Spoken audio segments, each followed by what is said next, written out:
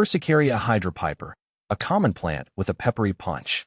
Hi, I'm Ferb Vu, and I'm here to answer your questions about Persicaria hydropiper, a plant with a surprising amount of intrigue hiding beneath its unassuming exterior. This wildflower, also known as water pepper, marsh pepper knotweed, or R-smart, though we'll stick to the more polite names, has a long history of both medicinal use and causing a bit of ecological mischief. Let's dive in and explore this fascinating flora. Persicaria hydropiper is an annual herb belonging to the Polygonaceae family, sharing botanical kinship with buckwheat and rhubarb. It's a widespread species, found in damp areas across continents like Europe, Asia, North America, and even Australia and New Zealand. Imagine a plant reaching 20 to 70 centimeters tall, with an erect stem and smooth, hairless leaves. The leaves are alternate, almost stalkless, and have a narrow, ovate shape with smooth edges.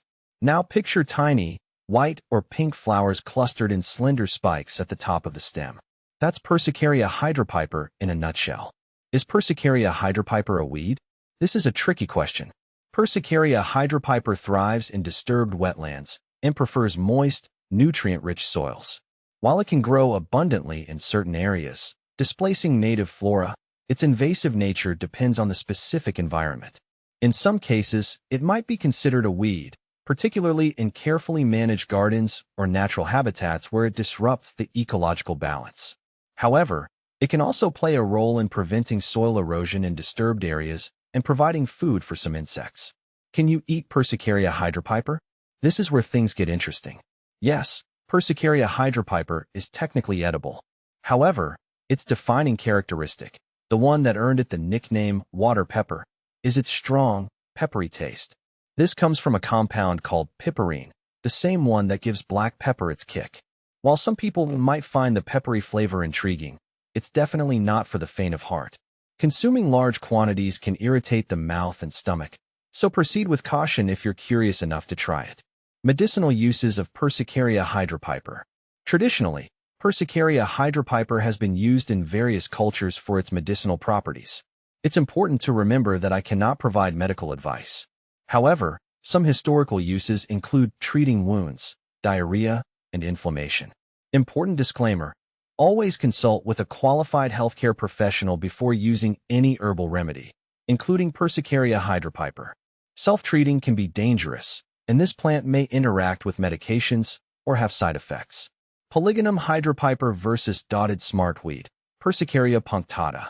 This close relative has similar leaves and flowers, but the key difference lies in the tiny black dots on the stems and undersides of dotted smartweed's leaves. Polygonum hydropiper versus water hemp, Persicaria acuminata. While the flower clusters resemble Persicaria hydropiper, water hemp has wider, lance-shaped leaves with prominent veins and a rougher texture.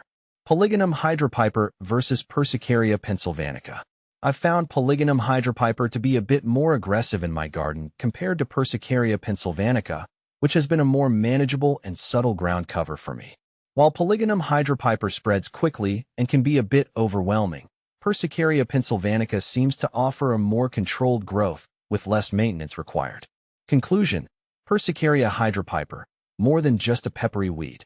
Persicaria hydropiper is a versatile plant with a surprising amount of ecological and historical significance. Whether you encounter it in a wetland or come across its mention in herbal remedies, understanding its characteristics and potential uses can add a new layer of appreciation for this common wildflower.